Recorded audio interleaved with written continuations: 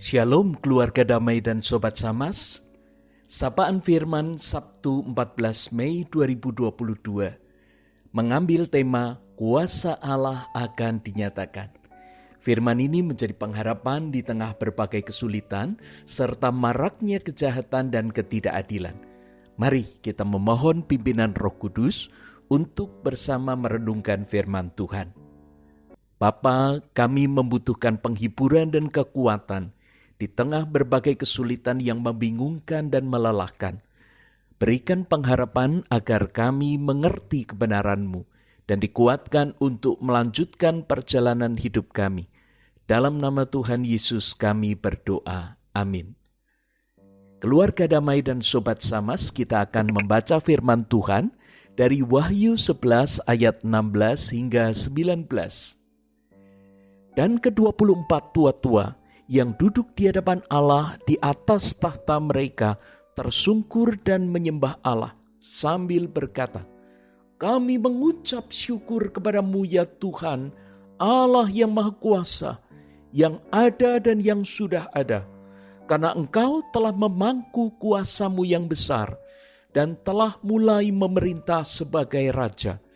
Dan semua bangsa telah marah, tetapi amarah-Mu telah datang dan saat bagi orang-orang mati untuk dihakimi dan untuk memberi upah kepada hamba-hamba-Mu, nabi-nabi dan orang-orang kudus, dan kepada mereka yang takut akan nama-Mu, kepada orang-orang kecil dan orang-orang besar, dan untuk membinasakan barang siapa yang membinasakan bumi." Maka terbukalah bait suci Allah yang di surga, dan kelihatanlah tabut perjanjiannya di dalam bait suci itu, dan terjadilah kilat dan deru guruh, dan gempa bumi dan hujan es lebat. Sobat Samas dan keluarga damai, menyambung Samas kemarin saat sangkakala ke-7 ditiup, Yohanes mendengar banyak malaikat bernyanyi dengan bersaut-sautan. Mereka menyanyikan nyanyian proleptis, yaitu tentang masa yang akan datang. Nyanyian ini menggambarkan tentang kerajaan Allah yang sepenuhnya telah datang. Para malaikat menyanyikan kutipan dari perjanjian lama secara berbalasan dengan sangat indah. Ayat 15 di sana dikatakan Tuhan kita dan Dia yang diurapinya. Ini diambil dari Mazmur 2 ayat 2. Dia yang diurapinya menunjuk kepada Yesus Kristus yang diangkat menjadi Raja di bumi.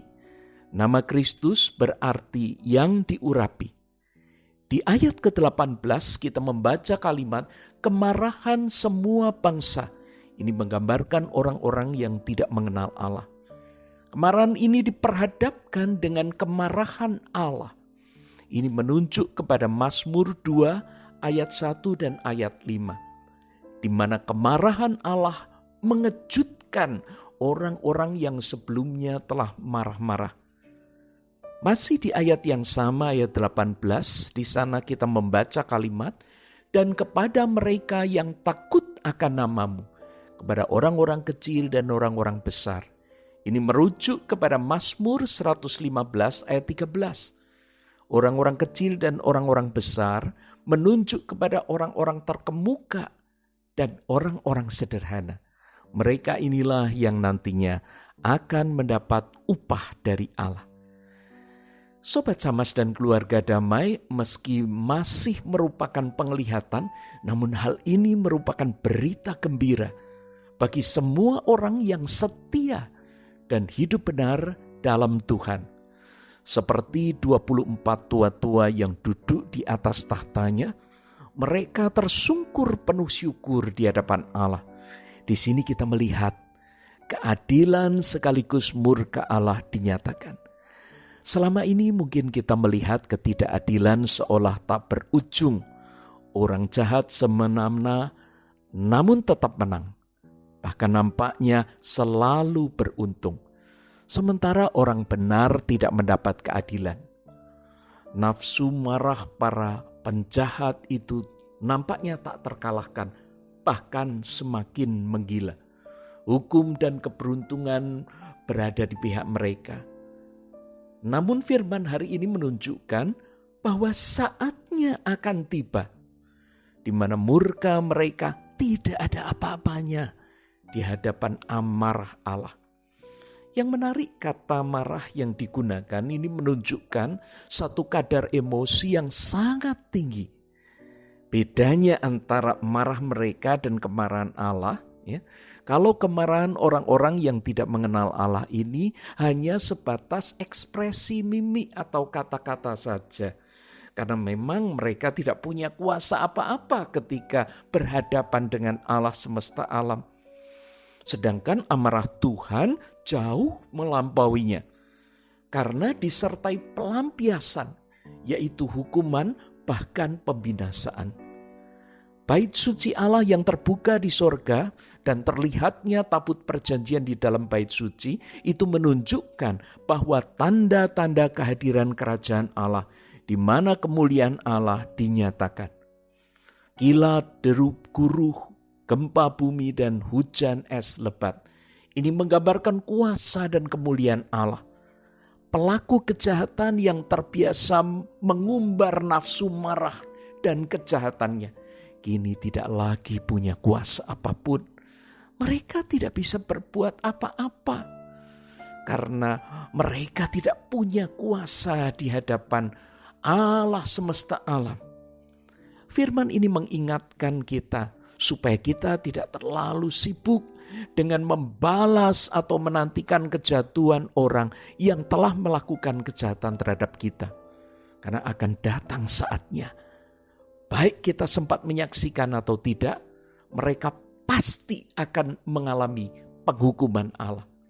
Sebaliknya orang-orang yang takut akan Tuhan akan menerima upahnya. Bagian kita hanya satu, setia dan taat kepada kebenaran Allah. Hanya dengan prinsip ini peran dan tugas kita di dunia ini akan bisa terselesaikan dengan baik.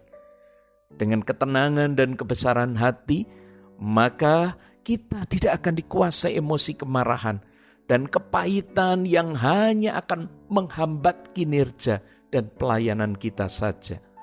Persembahan pelayanan yang tulus terlalu mahal untuk dikorbankan dengan melayani rintangan-rintangan yang menimbulkan sakit hati. Kiranya penglihatan tentang kedatangan kerajaan Allah ini memberi kita pengharapan dan penghiburan.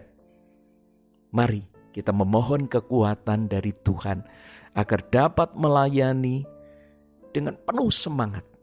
Kita berdoa. Bapa, kami bersyukur karena firman-Mu memberi pengharapan bagi kami. Melaluinya kami diingatkan agar tidak menjadi korban teror kejahatan serta ketidakadilan yang menghambat peran dan karya layanan kami. Kiranya Roh Kudus memberi sukacita dan damai sejahtera agar langkah kami semakin teguh. Dalam nama Yesus kami berdoa. Amin. Sobat Samas dan keluarga damai, jangan mau dikalahkan oleh teror kejahatan dan ketidakadilan, karena kuasa Allah akan dinyatakan. Amin.